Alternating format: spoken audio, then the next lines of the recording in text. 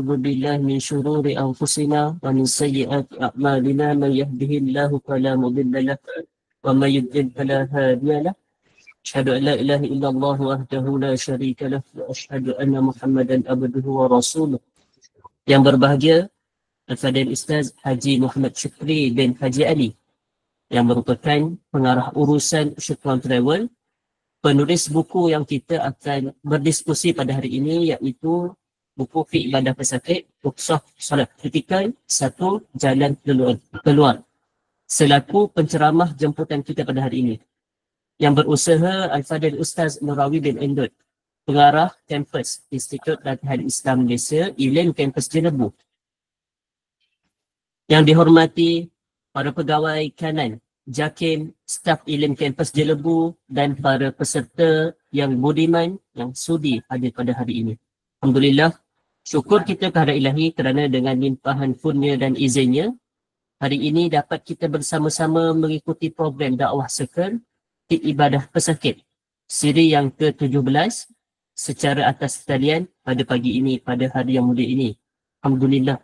Hadirin, hadirat para peserta sekalian, bagi menambahkan keberkatan majlis ilmu kita pada hari ini, marilah sama-sama kita membuka majlis dengan Ummul Kitab Al-Fatihah. A'udzubillahi minasyaitonirrajim. Bismillahirrahmanirrahim. Alhamdulillahirabbil alamin. Ar-Rahmanirrahim. Maliki yaumiddin. Iyyaka na'budu wa iyyaka nasta'in. Ihdinas siratal mustaqim. Suratal ladzina an'amta 'alaihim ghairil maghdubi 'alaihim waladdallin. Amin. Bercita saya untuk memperingatkan kepada para peserta untuk kekal menjaga etika ketika majlis ini sedang berlangsung. Jaga tata tertib dan aurat kerana sesi kita pada hari ini sedang dirakam. Jika tiada keperluan, mohon matikan fungsi audio supaya tidak mengganggu kelancaran majlis. Terima kasih. Untuk perhatian, sebarang persoalan berkaitan tajuk boleh diajukan terus di ruangan chat. Tanpa melengahkan masa, saya dengan segala hormatnya menjemput yang berbahagia Al-Fadhil Ustaz Haji Muhammad Syukri bin Haji Ali untuk menyampaikan perkongsiannya. Dengan segala hormatnya majlis mempersilakan. Silakan Ustaz. A'udzubillahiminasyaitonirrajim. Bismillahirrahmanirrahim. Assalamualaikum warahmatullahi ta'ala wabarakatuh. Audio check dulu 1, 2, 3, 4. Macam mana terima Ustaz Nan? Alhamdulillah jelas Ustaz. Jelas. Okay, Alhamdulillah. Saya berbaik sangka orang lain pun dapat terima dengan baik juga insyaAllah. Emoji nampak ada tu insyaAllah. Jelas tu.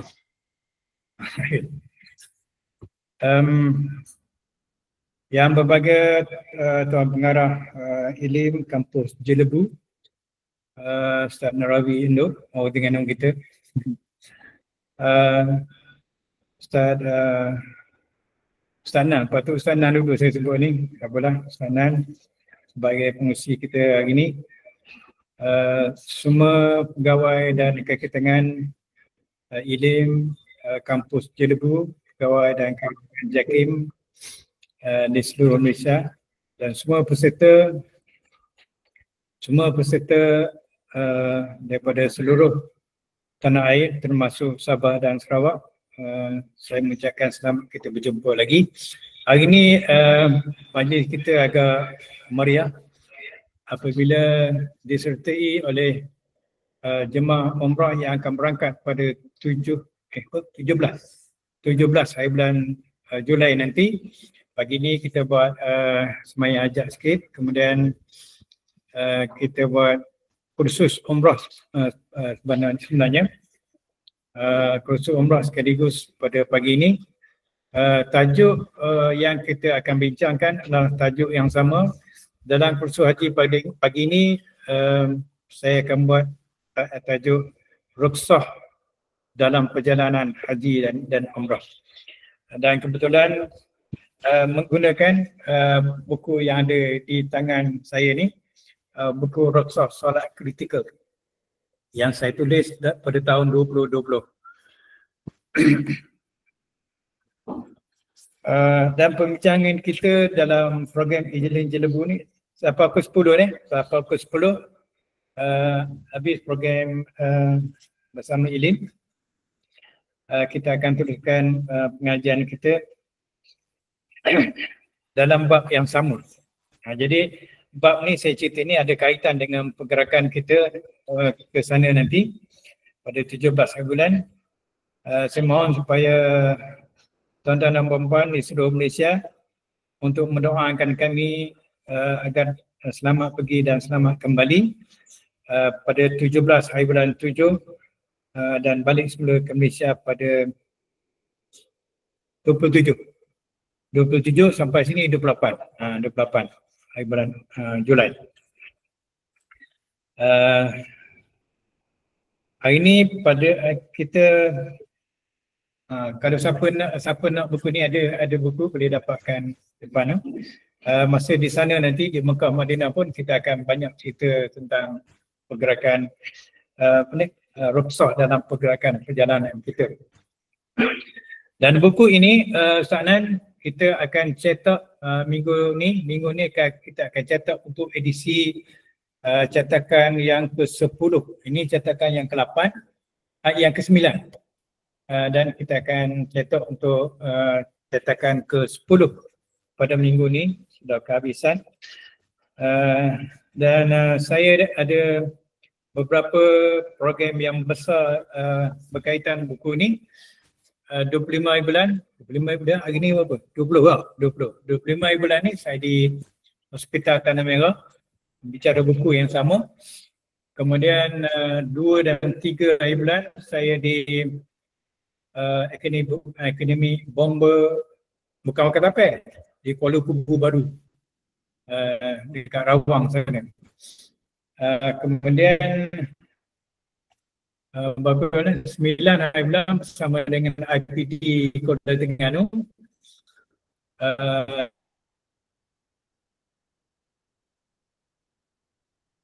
Dan minggu berikutnya di Ilim kampus Besut insyaAllah.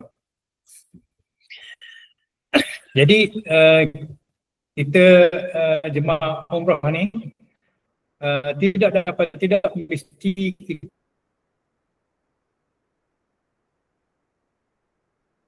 kita belajar sedikit sebanyak akan rukhsah ini. Dalam perjalanan kita akan berdepan dengan suasana yang kritikal. Pada muka surat 68 dalam buku ini saya ceritakan orang yang boleh menggunakan rukhsah ialah 68. Orang yang boleh menggunakan rukhsah ialah orang yang berdepan dengan suasana orang yang dalam keadaan uzur. Uzur mana apa? Uzur apa? Uzur kalau bahasa Terengganu kita kan dah agak centang lah. Dah agak centang. Uzur ni moyok. Warna moyok ni. Dah mau.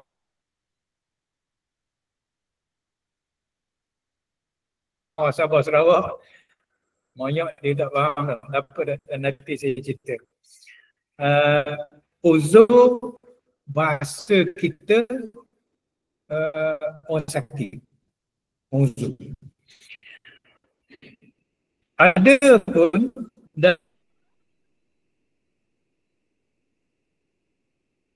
dalam hukum rukhsah, dalam hukum syarak kita bukan hanya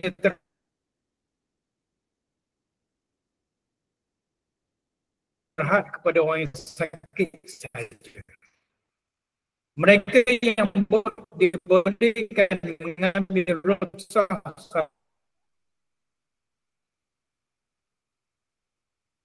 apa ada buku ni boleh tengok pada muka 68. Mereka yang dibolehkan Ustaz, minta maaf Ustaz. Mengambil rukhsah dikategorikan Assalamualaikum Ustaz. Minta maaf. sebagai uzur.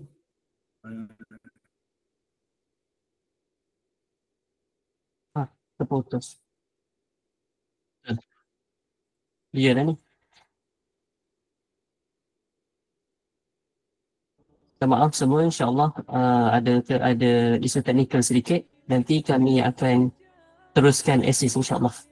Kekal bersama kami. InsyaAllah kami akan cuba untuk menyelesaikan isu ini.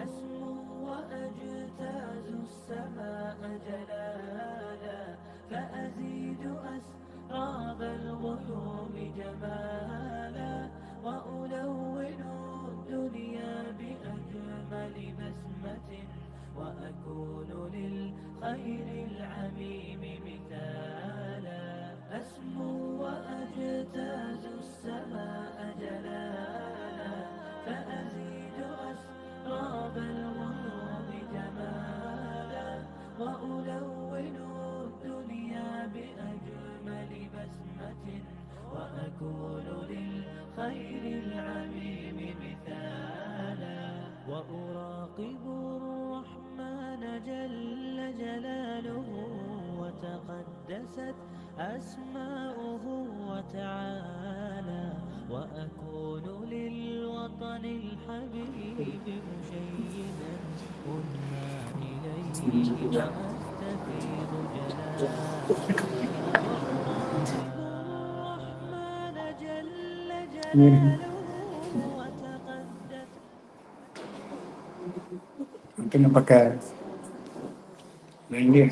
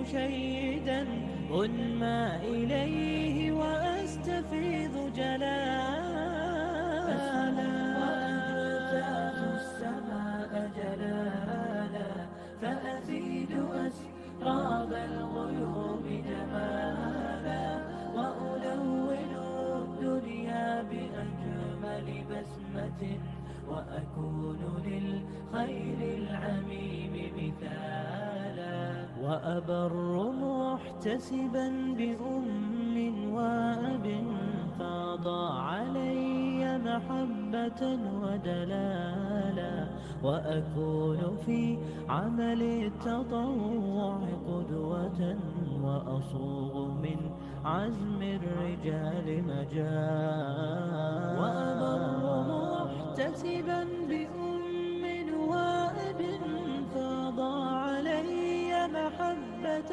ودلالا وأكون في عمل التطوع قدوة وأصوغ من عزم الرجال مجال أسمو وأجتاز السماء جلالا فأزيد أسراب الغيوم جمالا وألون الدنيا بأجمل بسمة وأكون للخير العميم مثالا فأكون بالقيم العظيمة جدولا نسقي الحياة محبة وفعالا هي هكذا قيم النجاة تحثني فأخوض فيها للنجاة نزالا هي هكذا قيم النجاة تحثني فأخوض فيها للنجاة نزالا لا تسأل المقدام عن سبل العلا ستراه طيرا بالعزيمة جاء أسمو وأجتاز السماء جلالا فأزيد أسراب الغيوم جمالا وألون الدنيا بأجمل بسمة وأكون للخير العميم مثالا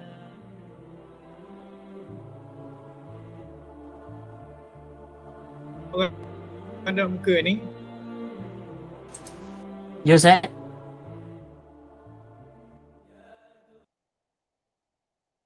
Muka dia. Ustaz.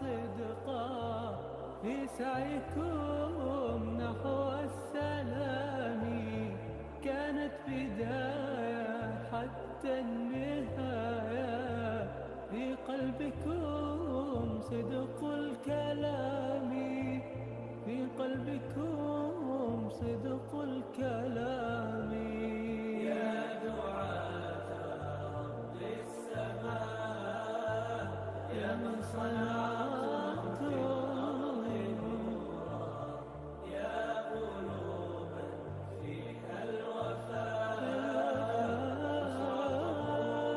اليوم سرورا ساهمتم في نشر خير مثل Okey, Sanan, boleh dengar tak?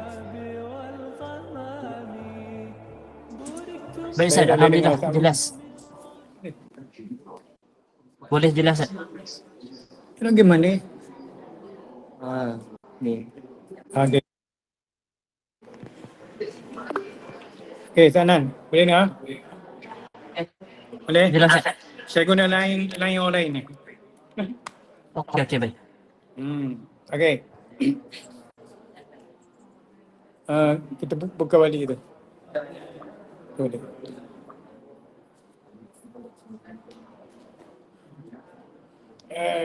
Ustaz nak guna buku ke Ustaz? Ya. Ustaz nak guna buku ke? Sana boleh tu share. Okey, saya cuba Ustaz. Cuba deh.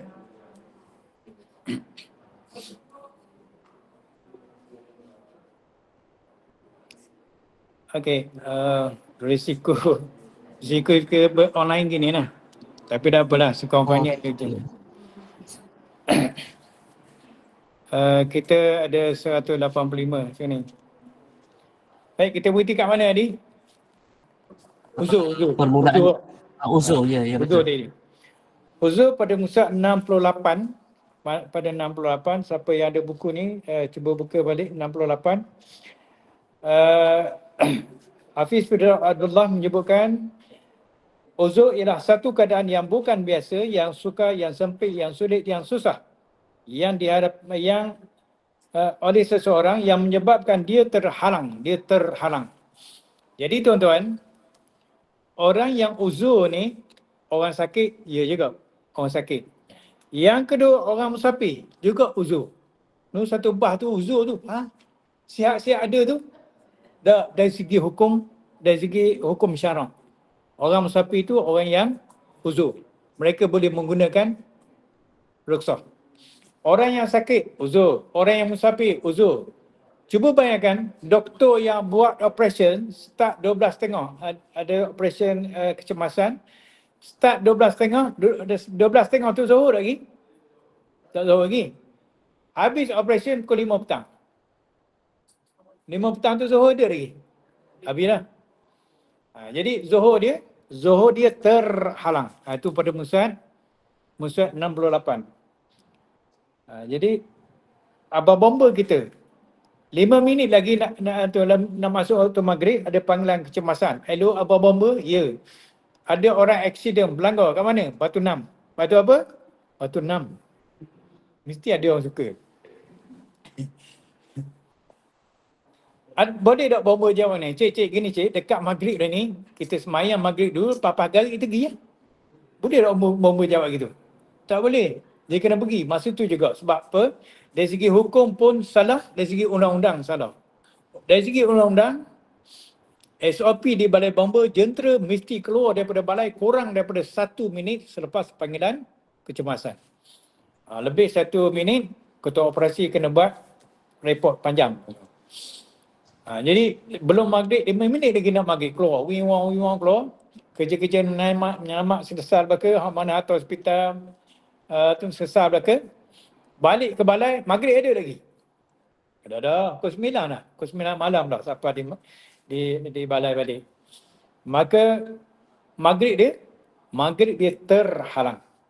Ni orang yang sakit, orang yang musafir, orang yang terhalang dengan tugas-tugasan rasmi juga dikira sebagai uzur. Jadi uzur dalam kita belajar pada pagi ini dan sebelum ni kita belajar ialah suatu keadaan yang menghalang kita daripada melaksanakan ibadah dengan sempurna. Lepas tu boleh tinggal semayang ke? Tak boleh. Dia ada rukhsah tertentu. Baik. Nanti kita akan belajar dalam buku ni. Dalam buku ni kita akan belajar nanti. Tuan-tuan pernah dengar tak orang menjamakkan semayang di rumah? Pernah dengar tak? Di rumah pun dia tak kita menjamakkan semayang. Tak boleh? Baik, saya buat sedikit analogi. Ustaz Nan saya buat sedikit analogi yang saya buat contoh sebelum ni supaya audien di sini pun faham, audien dalam talian pun faham, insyaAllah. Cuba kita bayangkan, Pakcik, awak panggil benda je? Awak panggil apa Pakcik? Nama? Muhammad. Awak panggil kapung benda? Pak Mat. Kita faham suasana ni. Pak Mat satu hari nak bangun sembahyang zuhur. Sakit kepala, pening kepala, berpusing-pusing. Kipas yang tidak pusing pun pusing juga. Nampak? Pening ini. Biasa kalau kita kena macam tu, kita buat macam mana? Rehat dulu tak? Zuhur tak payah lagi ni. Kita rehat dulu, rehat. Oleh kerana pening kepala gitu, orang rumah dia bawa paracetamol, Panadol, 2 biji makan. Pemak pun makanlah paracetamol, Panadol. Oleh kerana makan ubat, maka tidur tu agak ralik tidur tu. Jaga tak jaga apabila Tok Bilal mengaji dah di masjid. Pemak pun tengok jam. Pemak, 2 minit lagi nak habis waktu zuhur. Zuhur dah mayang lagi ni. Mungkin tak berlaku begitu? Mungkin. Tak mustahil berlaku gitu. Sebab bukan kita doa mak gitu. Tak. Bukan kita doa. Ni contoh. Kita buat contoh. Kita nak belajar. Mana senyap Okey Dengar tak? Ustaz, dengar. Dengar? Ya. Okey. Saya Ya. cukup bimbang. Nampak Hormat. kosong je. Saya cukup bimbang. Apa kat mana kita ni? Lupa dah. Apa mak ni ya? Ha. Dalam masa 2 minit lagi nak habis waktu zuhur, nak masuk asar, sempat tak? Sempat tak dia nak kerja? Kalau bahasa Kelantan kata nak hunggar. Ustaz Nan nak hunggar. Nampak. Bahasa Ustaz Nan faham lah. Nak hunggar, nak kerja pergi ambil semayang, kemudian nak kerja pula semayang 4 rakaat, 2 minit sempat tak? Sempat. Apa tak?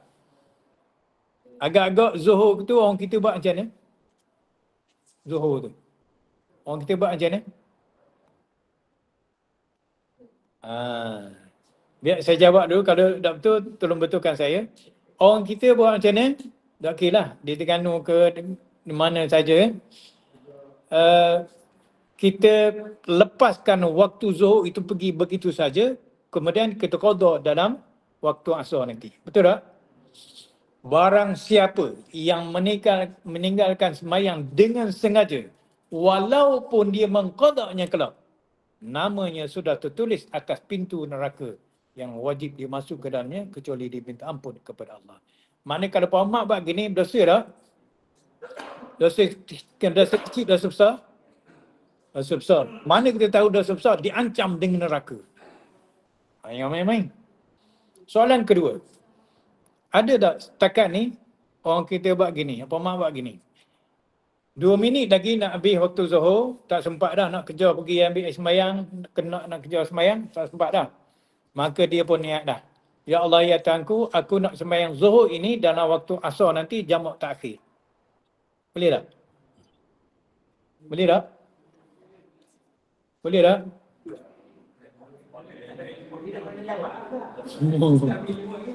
Okey.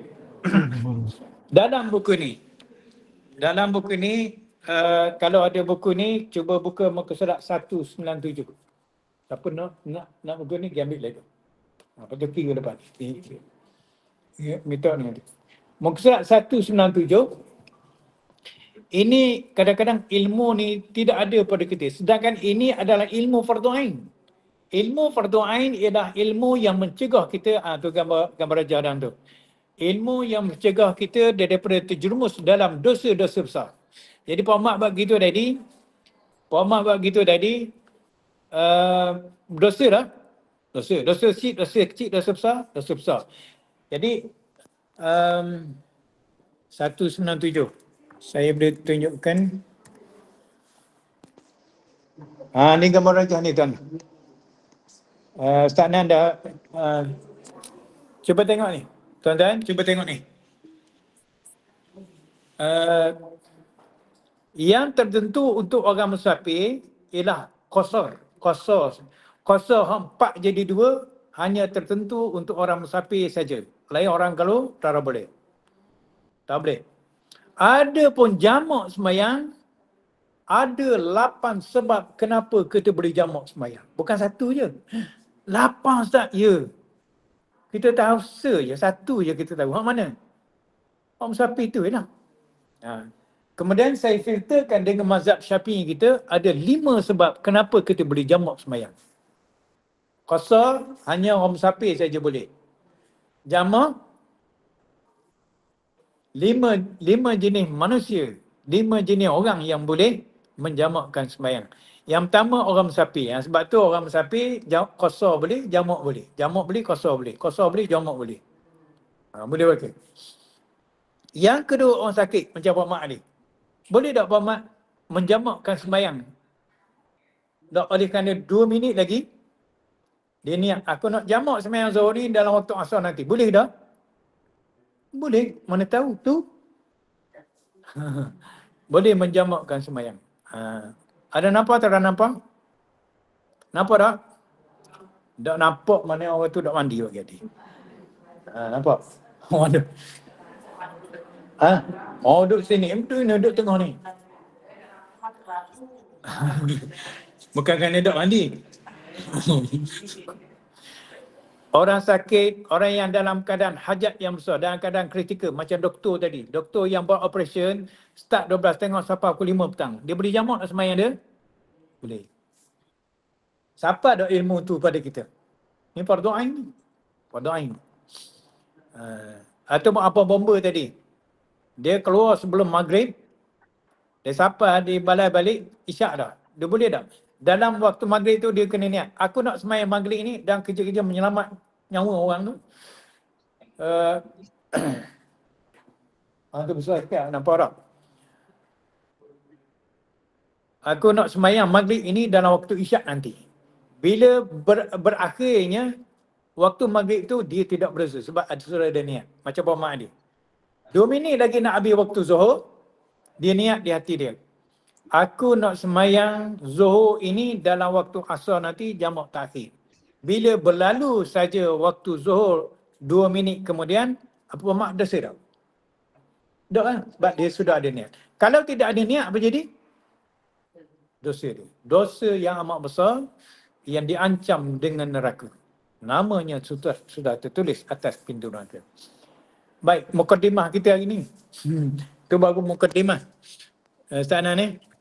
Kita mukadimah panjang sikit. Minta maaf lah. Jadi hari ni kita sudah sampai pada 1141. Pukul berapa dah kita sekarang? 9.33. 9.33. Terengganu 9.34 dah. Ya, 34. Betul. Hari ni kita tengok pada Musad 141 iaitu kesimpulan dalam bab yang ketiga dan kita akan masuk pula 144 sebenarnya kita akan masuk ke bab yang keempat. Dalam bab yang ketiga ini kita cerita tentang rukhsah dalam taharah. Nanti kita akan cerita lepas apa ini di sini. Dan bab yang keempat nanti kita akan cerita bagaimana rukhsah dalam pelaksanaan semayang kita, solat kita. Sekarang ni 141. Kesimpulan bab yang ketiga. Nanti di sini kita akan cerita lagi macam mana kita guna spray dan sebagainya. Mas, cuba standby satu spray. Kita akan guna spray. Buah air lagi. Sebagai kesimpulan yang boleh dinyatakan sebagai berikut. Yang pertama, taharah, yakni bersuci daripada hadas dan najis adalah kunci kepada ibadah solat. Tanpanya solat dikira tidak sah. Ini hukum asal. Hukum asal dalam hukum syarak kita. Tapi ada tak? Orang yang tidak bersuci, dia boleh sembahyang. Dah sah sembahyang itu. Ada? Boleh tak? Kita akan lalui nanti. Nanti lepas ni kita cerita. Contohnya, cuba tengok muka surat 255. 255. Ustaz Nan, cuba tengok 255 Ustaz Nan. 255. Cuba turun lagi ke bawah. 256. 256. Contohnya, ada satu soalan daripada Hospital Kuala Terengganu kepada Sahibul Semah Datuk Mufti. Bagaimana cara mereka pesakit yang terbakar teruk tidak boleh berwuduk dan bertayamum? Bagaimana cara mereka menunaikan solat? Proses penyembuhan mengambil masa yang lama iaitu 3 hingga 5 bulan. Wajibkah solat bagi pesakit ini? Orang yang melecur terbakar, dia tak boleh ambil air sembahyang. dan dia tak boleh bertayamum ganti kepada air semayang tu. Dia kena buat macam mana? Cuba tengok jawapan mufti pada surat ringkasan tu pada surat 259. 259.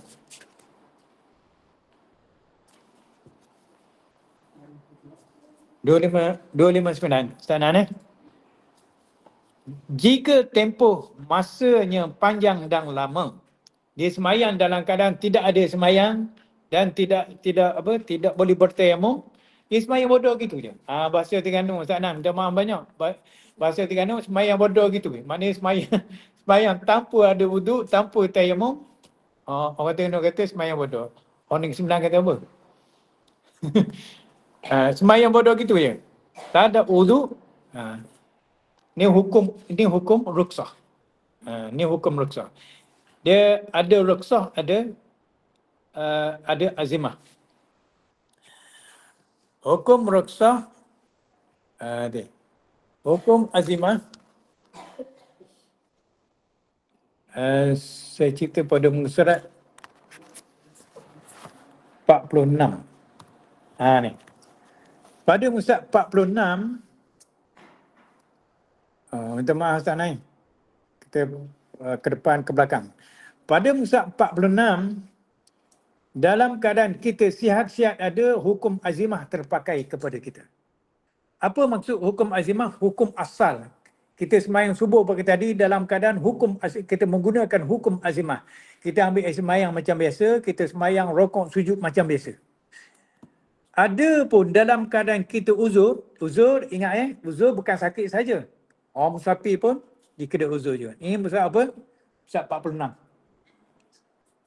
Ada jumpa? Sampai 46. Dalam keadaan uzur, hukum ruksah akan datang kepada kita. Masa kita uzur ni, hukum azimah mungkin tidak sesuai dah terpakai kepada kita. Nanti kita dalam kapal terbang, nak semayang subuh contohnya, kiblat di belakang. Kita masa balik nanti, kiblat di belakang. Kita nak sembahyang macam mana? Ini dia panggil hukum ruksah. Masa tu hukum azimah sudah tidak sesuai terpakai kepada kita. Hukum asal tidak sesuai dah. Dalam keadaan kita sakit, kita demam misalnya kata. Dalam keadaan uzur macam Umat tadi, nak sembahyang dalam keadaan berdiri boleh tumbang. Sembahyang dalam keadaan berdiri itu azimah, hukum asal. Dalam keadaan begitu, mungkin hukum azimah ni tidak sesuai terpakai. Kalau dicoba juga, dipaksa juga diri dia untuk sembahyang dalam keadaan berdiri menggunakan hukum azimah itu, mungkin dia boleh tumbang, dia jatuh. Maka hukum ruksah akan datang kepada dia untuk menyempurnakan ibadah solat dia. Maka dia boleh sembahyang dalam keadaan duduk. Dalam keadaan tidak uzur macam ni, boleh tak kita sembahyang duduk? Tak boleh. Hukum ruksah ialah kita buat apa yang tak boleh kita buat. Apa yang tak boleh kita buat. Jangan tutup pintu tu. Lain tahu apa. Okey. Balik semula kepada muka surat 259 tadi. Balik semula 259. Jika dengar ni. Jika tempoh masanya panjang dan lama. 3 hingga 5 bulan.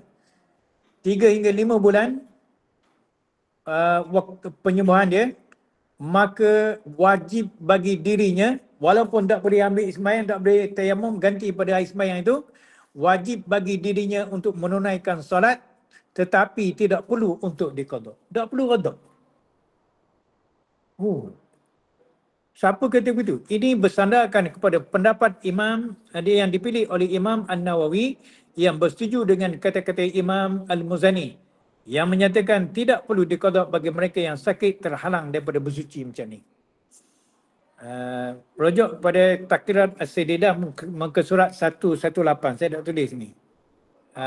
Boleh tulis itu muka surat 118. Pendapat yang kedua dalam mazhab Syafi'i kita, jika tempoh masanya singkat, maknanya dia tak boleh untuk berwuduk dan tak boleh untuk tayamum itu dalam masa singkat, dalam masa seminggu je atau 2 minggu, maka wajib bagi dirinya menunaikan solat dan wajib mengqadanya. qada balik sembahyang itu sebagaimana pendapat yang muktamad dalam mazhab Syafi'i kita.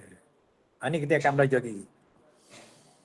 Jadi ini dia panggil hukum azimah. Jadi kita baca tadi yang pertama tadi, jika tidak bersuci, tidak ada taharah, hukum sembahyang kita tidak sah. Itu dalam keadaan azimah, dalam keadaan hukum biasa. Dalam keadaan darurat macam ni, maka dia orang yang melecur terbakarnya yang main tu, mereka sangat kritikal. Kulit berlaku, kulit merah, kulit boleh kena air tak? Oh, pedih tu. Kalau kena debu, lagi pedih. Jadi sembahyang dalam keadaan begitu. Hari tu masa PKP tu, ada seorang hamba Allah, dia telefon saya, Ustaz, tolong saya Ustaz. Kata tolong macam mana? Isteri dia kena stroke. Isterinya kena stroke. Dia Mas, kalau tutup dia terganggu main. Slow sikit keluar.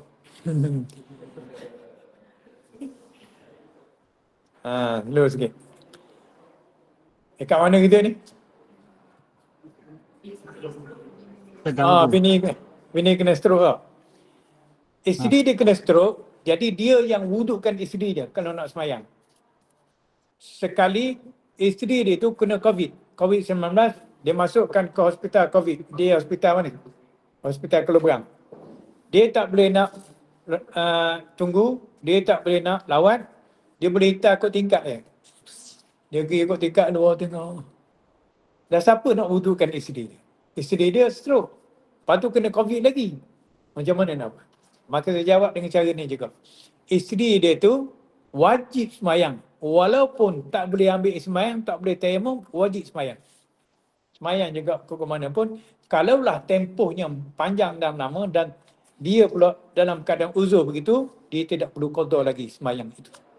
Mengikut pandangan Imam An-Nawawi pada muka surat 259 itu. Dia mengikut uruf orang ramai. Uruf. Contohnya dalam soalan ni 3 hingga 5 bulan. 3 hingga 5 bulan ni pendek ke panjang? Kita tanya 10 orang. 9 kata panjang. Maka dihukumkan panjang. Seorang kata, 3-5 bulan tu pendek tu. Seorang kata. Orang yang kata panjang mereka, maka dikira panjang. Kalau seminggu kita tanya 10 orang, 8 orang kata pendek, 2 orang yang kata panjang, maka dihukumkan pendek. Dalam mazhab Syafi'i kita, uruf merupakan salah satu daripada sumber perundangan Islam. Kita ambil orang ramai. Orang ramai kata mana? Kita ramai tu kan? Pakar ramai. Kalau kata 3 bulan kan panjang. 3 bulan pendek. 3 bulan panjang. Dan kalau ikut rasaan kita, kemampuan kita, 3 bulan tu panjang ke ni? Tak mampu kita nak qada balik. Orang perempuan yang uzur. Orang yang perempuan uzur, 7 hari tinggal, 8 hari tinggal dah. Qada tak sembahyang? Qada tak? Tak. Puasa qada tak? Puasa qada. Sembahyang tak qada. Buat apa gitu? Kita tak boleh pakai hukum pada otak kita. Kita kena tengok kepada hukum syarak. Berdasarkan pada Al-Quran, hadis, ijma', qiyas. Dalam Quran kata apa? Wa man kana minkum maridan aw ala safarin fa iddatun min ayyamin ukhra. Kalau meninggal puasa di bulan puasa, maka hendaklah kamu qada balik pada hari-hari yang lain. Ada hujung. Bab sembahyang ada tak ayat gitu? Tak ada. Jangan ada reka. Ayat kita nak pergi umrah ni kena qada lah sembahyang. Jangan ada reka gitu. Jangan ada reka. Orang yang 9 tak ada lagi tu tak? Baik. Jadi kita kembali semula ke muka surat 141 kita. Yang pertama, taharah bersuci. Ni maksud kita nak belajar dalam buku ni ada keadaan-keadaan tertentu yang tidak memerlukan kita, bukan tidak memerlukan, perlu, tapi kita tak mampu untuk bertaharah dalam keadaan uzur gitu. Kita nanti dalam kapal terbang, balik nanti, kita nak ambil air sembahyang, tak boleh nak ambil.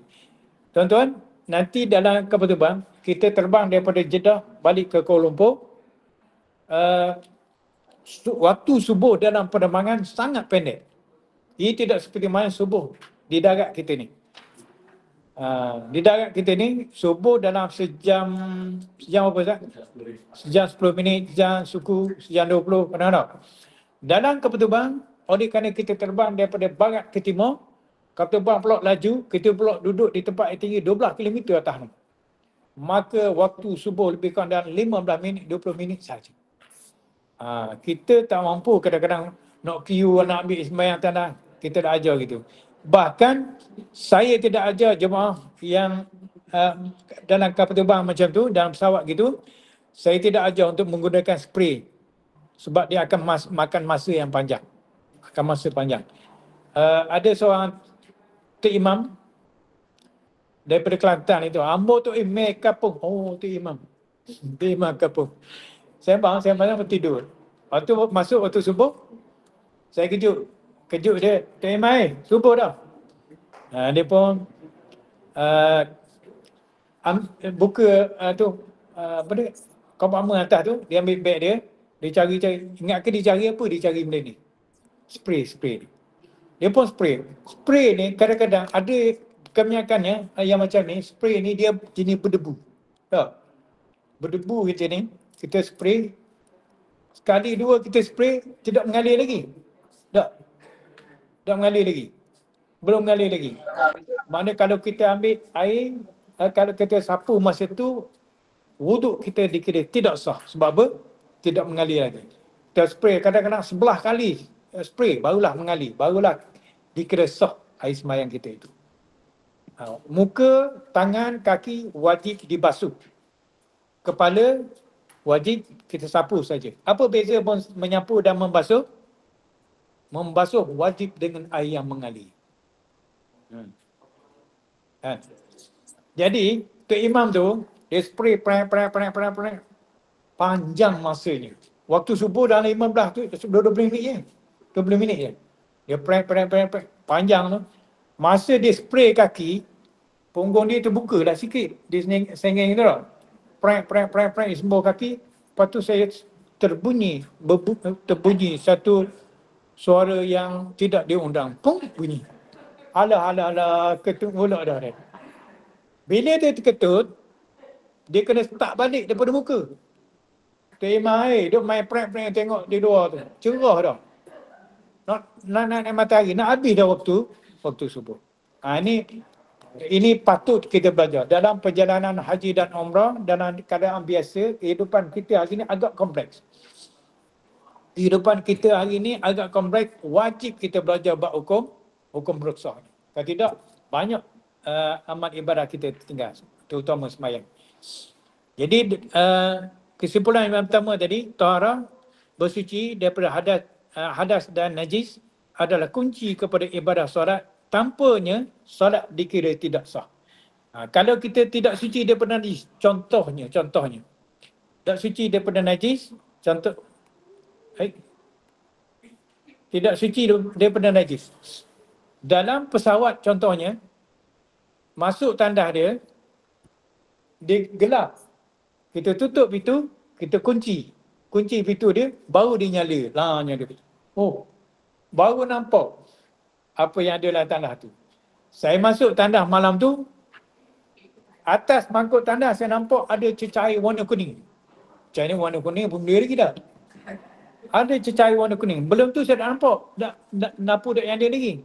Saya kunci pintu, nampak cecair warna kuning. Sudah barang itu barang lah. Air kencing orang. Jadi, saya tengok seluar saya sudah basah.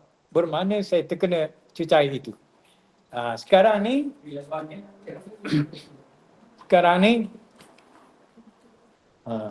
jaga ni. Jadi sekarang ni saya sudah terkena najis yang tidak dimaafkan. Nanti kita akan belajar dalam buku ni dan kita sudah belajar dalam online ni najis yang dimaafkan. Ada 10 jenis najis yang dimaafkan pada syarah. Pada muka surat, tuan-tuan boleh tengok pada muka surat najis yang dimaafkan pada muka surat 82. 82 najis yang dimaafkan. Ada 10 jenis. Jadi air kecil tu dimaafkan tak? Tidak dimaafkan. Jadi saya nak sembahyang subuh pagi tu dalam keadaan pakaian saya terkena najis. Dalam keadaan kiblat belakang. Saya tak menghadap kiblat. Jadi itulah yang dinamakan dalam hukum rukhsah ini sembahyang menghormati waktu, iaitu sembahyang yang tidak memenuhi akan semua syarat sah. Syarat sah ada berapa? Oh, tanya sama Ustaz. Kita dah ingat lama dah kita belajar benda ni. Syarat sah dia ada 9. Mungkin kita sembahyang dalam keadaan tidak boleh menghadap kiblat. Mungkin tidak boleh mengambil air sembahyang dengan sempurna. Mungkin kita tidak lepas dari najis yang tidak dimaafkan. Maka kita sembahyang dalam keadaan begitu, sembahyang hormat waktu, bila sampai di destinasi kita akan wajib sembahyang balik seperti mana yang disebutkan oleh Syekh Daud Al-Fatani dalam kitab Baghayatul Tulab pada muka 103. Ada belaka dalam ni. Nanti kita tengok nanti. Jadi bila terkena najis, kita dah belajar pula bab hukum rukhsah ini. Tak boleh sembahyang dalam subuh ni, tak boleh sembahyang dah. Dan ada najis, nak sembahyang macam mana?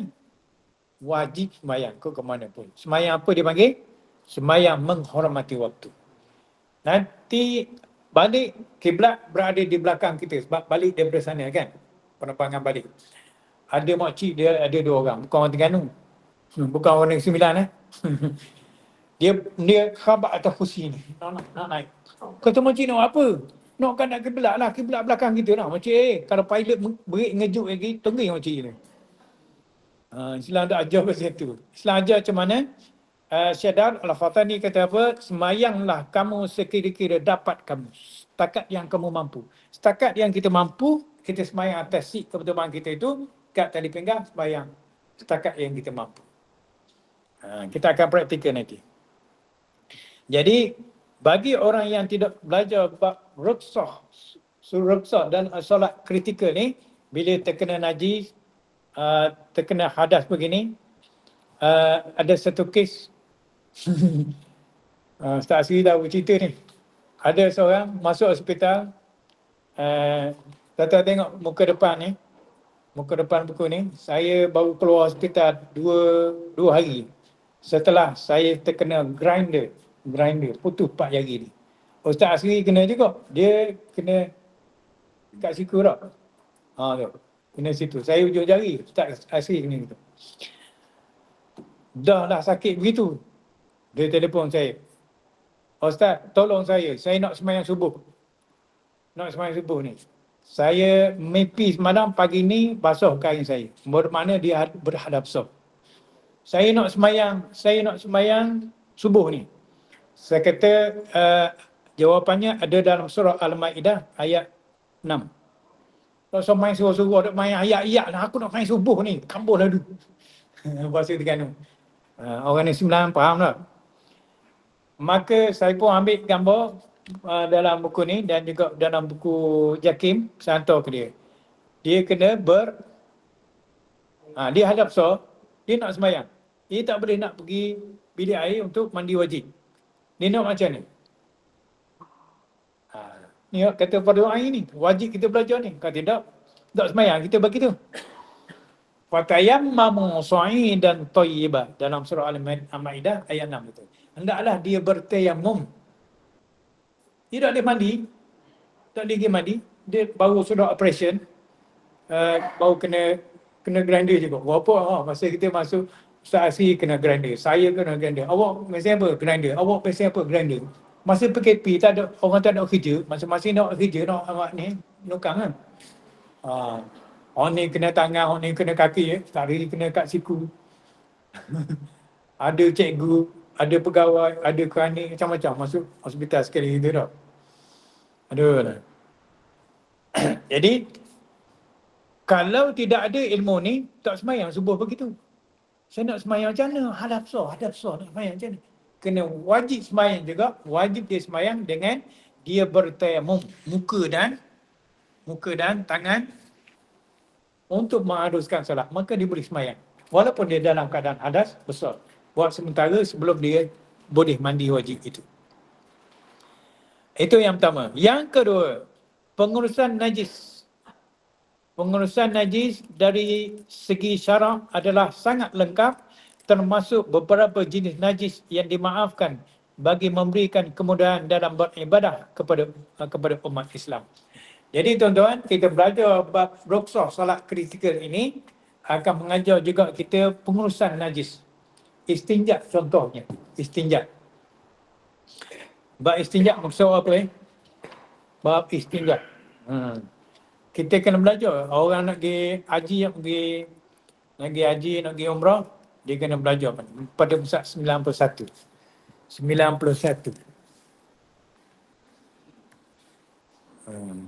Cuba muka surat 93. Ni. 93. Istinja. Maksudnya apa? Ni pun banyak dah lepas pertanyaan ini. Istinja. Istinja tanya dengan batu saya. Dengan air, tu basuh. Kita faham.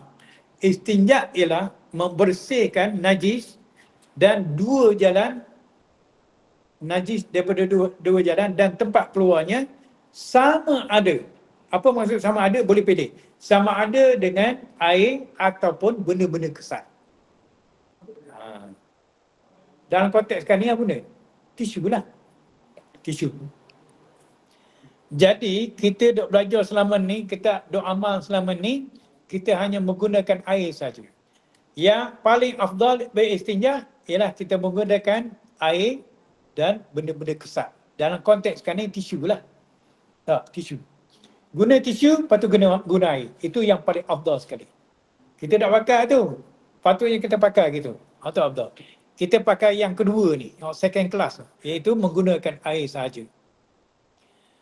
Dan yang ketiga, menggunakan benda-benda kesat saja. Boleh ke tak? Jangan main. Sekarang ni, trend sekarang ni, Ustaz Nan, trend sekarang ni orang pergi melancong mana? Pergi Ho Chi Minh, pergi Guangzhou, pergi Beijing. Ini tempat lah, semua tempat ni tak ada air dalam tandas. Masing-masing bawa ni masing-masing bawa air. Satu ketika saya di Beijing masa tu, yang paling akhir sekali tu, dia tu lupa nak bawa air. Orang naik bas belaka tu, dia seorang. Siapa ada lupa? Aku dah ingat bawa air. Tolonglah. Lupa tu Cina belaka, cocak tak faham sikit apa. Cina tu tak faham bahasa Melayu gitu. Lepas tu tunggu lama, macam mana dia ni? Tumbang dah tu. Kita tengok sekarang. Turun kita tengok, duduk tepik dalam tu. Siapa ada luar? Tolonglah kita. Tolong bagi air. Tuan-tuan, kalau dia ada ilmu ni sikit je, tak ada masalah. Tisu dia besar, banyak dalam tu. Saya nak cerita pengalaman saya, tuan-tuan. Pukul berapa dah, Ustaz Nan?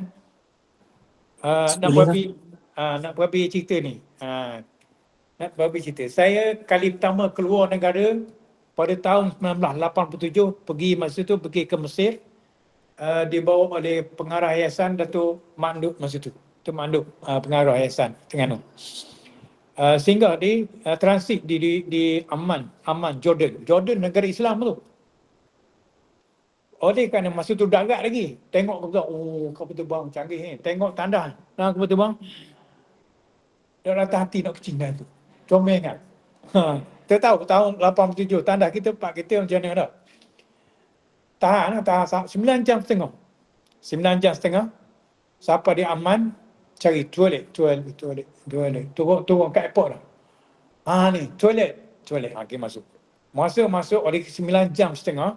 Tak fikir apa lah. Duduk dulu, selesaikan masalah negara dulu.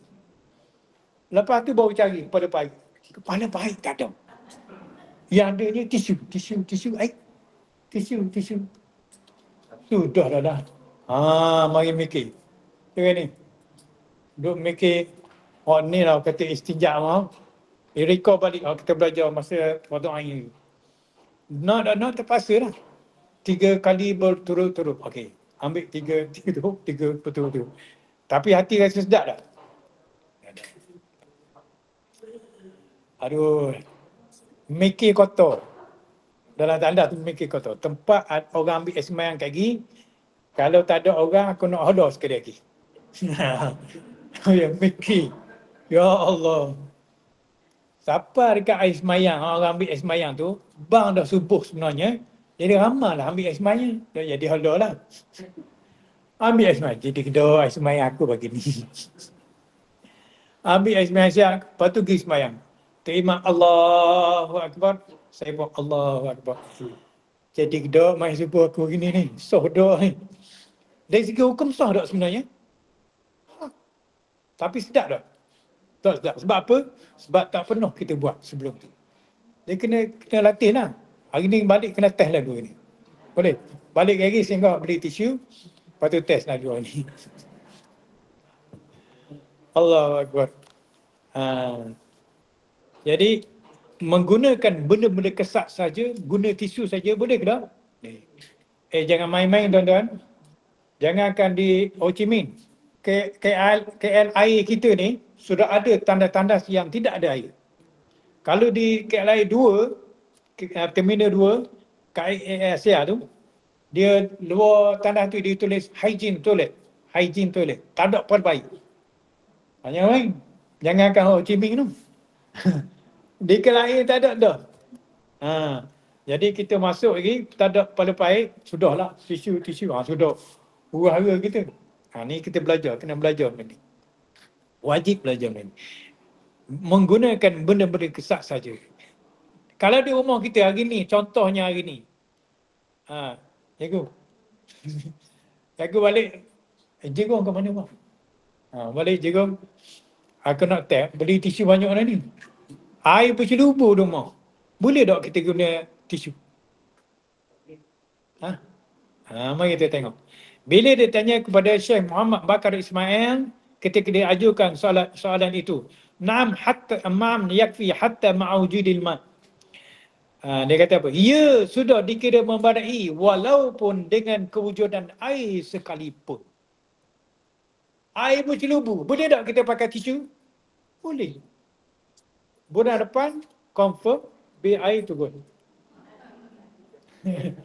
Tapi beli tisu pula baru. Nak cerita dari segi hukumnya. Boleh ke tak? Boleh sebenarnya. Baik, Sanan, ada soalan tak? Setakat ni saya tengok tadi tak ada Ustaz. Tak ada? Tak ada lagi. Kalau tak ada, okeylah.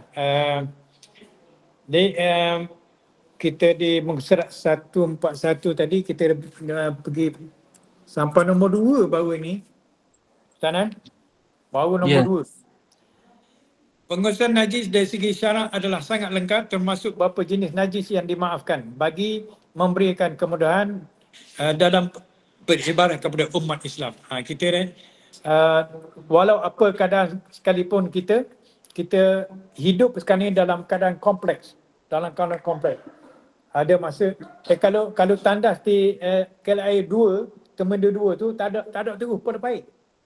Kalau Terminal 1, saat ni tengok lagi, Terminal 1. Terminal 1 dia tak ada dah. Kita ambil paip cucu tak ada dah. Dia ada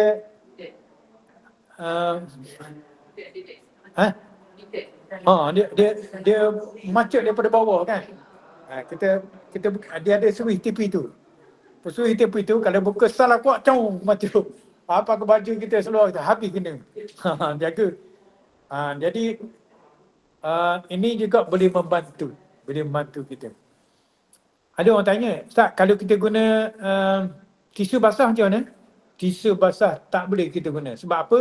Dia akan lagi menyemarakkan najis itu. Akan lagi tersebar. Tak boleh.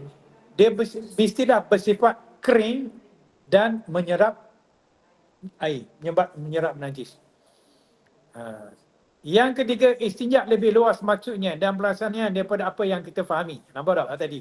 Ia ada berapa kaedah, iaitu dengan air dan benda-benda kesat dengan air saja dan dengan benda kesat sahaja yang boleh dipilih kaedah itu. Kita dalam perjalanan macam-macam boleh berlaku. Kita kena belajar bab ni. Orang yang nak pergi umrah, nak pergi haji, wajib belajar. Yang duduk di Malaysia pun wajib belajar. Dan semua kena lah. Ya, semua kena belajar. Wajib belajar. Rukhsah solat kritikal. Kalau tidak, kita akan berhadapan dengan masalah dalam melaksanakan ibadah kita. Yang keempat, insyaAllah kita sambung Sanan. Kita sambung pada bulan yang akan datang. Wuduk minimal sangat penting. Wallahualam. Sanan tolong ingat saya, kita berhenti dekat 141 juga. Pada nombor yang keempat, Sanan. Itu saja yang boleh kita kongsi hari ini, Sanan. Dan saya minta maaf ada tersilap, ada tadi terputus dan sebagainya. Itu regulasi kita dalam perjuangan menuntut ilmu, dan insyaAllah kita sambung pada bulan yang akan datang. Kita jumpa lagi insyaAllah pada bulan ni, bulan pun bulan 6. Kita akan jumpa insyaAllah pada bulan 7 nanti insyaAllah. Wallahu alam, saya serahkan balik kepada Sanan. Wassalamualaikum warahmatullahi taala wabarakatuh. Waalaikumsalam warahmatullahi taala wabarakatuh. Terima kasih. Alhamdulillah, majlis mengucapkan ribuan terima kasih di atas perkongsian Al-Fadil Ustaz, di atas perkongsian yang syarat sebentar tadi. Semoga segala ilmu yang diberikan dapat kita manfaatkan bersama-sama insya-Allah. Hadirin hadirat yang dirahmati Allah, sebelum ditangguhkan majlis ini, maka ingin saya membuat sedikit hebahan berkenaan program pada minggu hadapan, program online juga, iaitu Muamalat Circle Celik Faraid pada siri yang ke-17, 26 Jun 2025, pada hari Khamis pada minggu hadapan. Dijemput pada tuan-tuan dan puan-puan untuk sama-sama bersama lagi bagi meneruskan program online kita Muamalat Circle Celik Faraid 26 Jun 2025 pada waktu yang sama 9 hingga pukul 10 pagi insya-Allah. Tuan-tuan dan puan-puan, kita sudah tiba ke penghujung majlis. Saya mewakili urusan Seksyen Latihan Ilmu Kipas Jelebu mengucapkan ribuan terima kasih kepada tuan-tuan dan puan-puan semua di atas kehadiran secara maya ini pada hari ini, dan juga kepada pihak urusannya yang terlibat. Mohon maaf juga sekiranya terdapat sebarang kesilapan dan kelemahan sepanjang kami mengendalikan program ini. Kita akhiri majlis ilmu ini dengan tasbih kafarah dan suratul asr. Subhanakallah bihamdihi, Allah bihamdika, la ilaha illa anta, astaghfiruka wa atubu ilaik. Bismillahirrahmanirrahim. Wal asr innal insana lafi khusr illa alladhina amanu wa amilus solihat wa tawasaw bil haqq wa tawasaw bis sabr. Sekian kami ucapkan terima kasih. Ilim Kipas Jelebu, sederap sehaluan, menjana kecemerlangan. Assalamualaikum warahmatullahi wabarakatuh dan jumpa lagi.